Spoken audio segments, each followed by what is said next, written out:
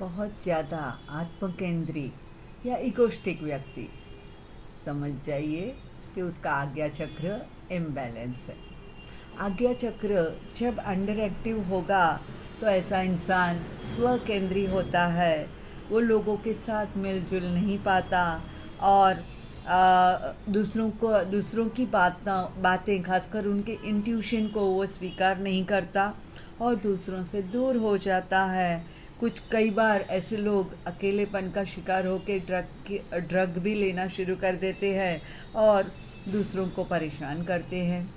ये चक्र अगर ओवर एक्टिव है, ऐसा इंसान बहुत ज़्यादा एरोगेंट, जिसे कहीं कि बोलने में जिसे बिल्कुल तमीज़ ना हो, ऐसा ईगोइस्टिक होता है। हर बार अपनी बड़ाई करते रहना उसे अच्छा लगता है और दूसरों की बातें, दूसरों की अच्छाई, दूसरों की सच्चाई, दूसरों का बड़कपन ये स्वीकार ही नहीं कर पाते और अपनी जो बड़ास है वही दूसरों पर थोपते रहते हैं। इनमें बिल्कुल आध्यात्मिकता नहीं होती है। इनको टेंशन बहुत जल्दी हो जाता है, माइग्रेन के शिकार होते हैं और बहुत सारे दिमाग से रिलेटेड जो रोग हैं, मानसिक रोग हैं, उनके शिकार भी ये बड़ी आसानी से हो जाते हैं।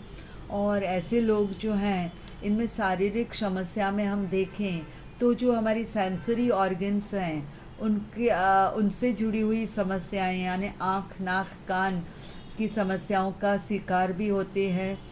इनको साइनस हो सकता है, सर दर्द, वर्टिगो, इस प्रकार के रोग भी इनको हो सकते हैं। चिंता, तनाव, नींद ना आना, डरावने सपने आना और भ्रमित सी अवस्था में ऐसे लोग दिखते हैं।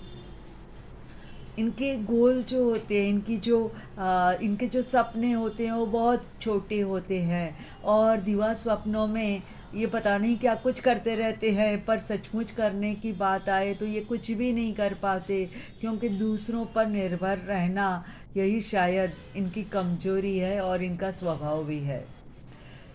ऐसे लोग जो हैं वो आध्यात्मिकता से बिल्कुल नहीं जुड़ पाते हैं और इसीलिए ऐसे लोगों से अ, ऐसे लोगों को ये चक्र के बारे में जानकारी देके उनको सामान्य जीवन जीने के लिए हम मदद ज़रूर से कर सकते हैं। तो इसके लिए इस चक्र को एक्टिवेट करने के लिए क्या करना है, इसकी बात मैंने इसके आगे वाले वीडियो में तो की ही है, पर एक बार फिर से आपको बता दूं कि इसका बीज मंत्र यानी ओम, सांस अंदर लेके ओम, ओम, ओम, बड़ा आसान सा है, कम से कम 3 मिनट।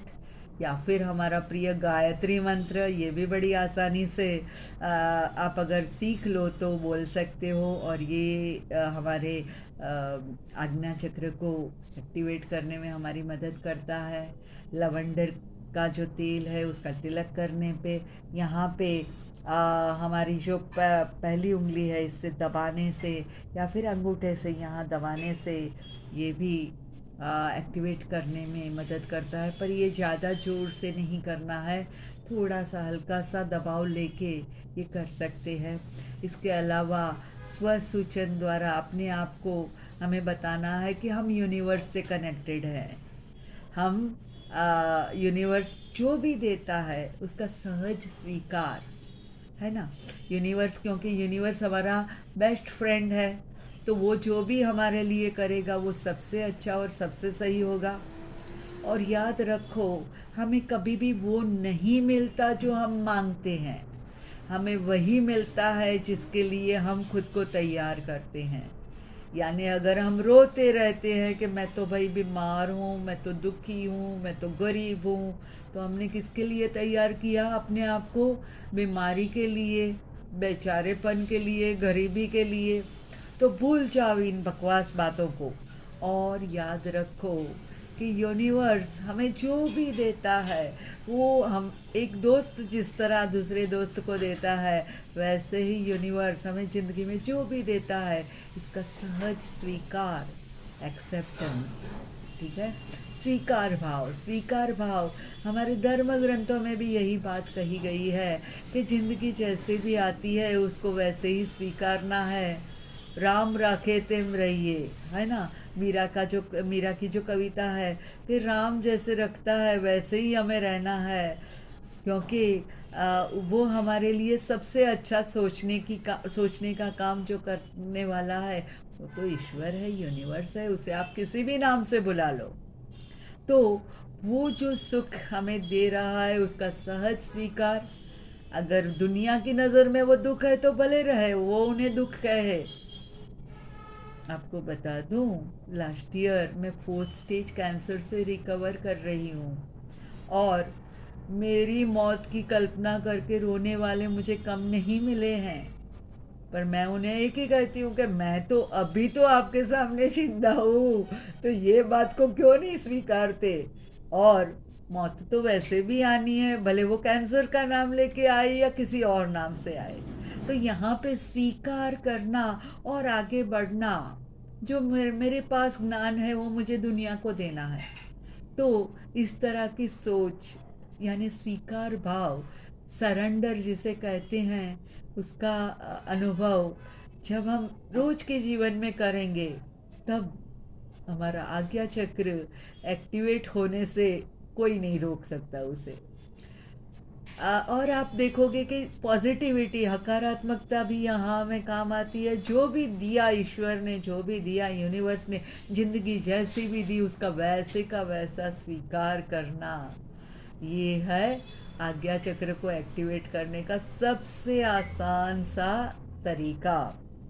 इसके अलावा हमारी चेतना जो है, इसको हमें मैंने आगे बताया था उस हिसाब से कि मूलाधार चक्र से हमें ऊपर की तरफ ले जाना है। और अगर ये करना हम कर पाए तो फिर उसकी जो प्रैक्टिस है उसे हमें छोड़नी नहीं है। और इसमें अगर हमें समय भी देना पड़े तो देना है। मेडिटेशन, ध्यान और विजुअलाइजेशन तो है ही है, जो हमें आज्ञा चक्र को एक्टिवेट करने में मदद करेगा। और ये जानकारी हमें दूसरों को भी बतानी है, क्योंकि हमारा भला तो होना ही है, पर दूसरों का भी हो जाए। धन्यवाद।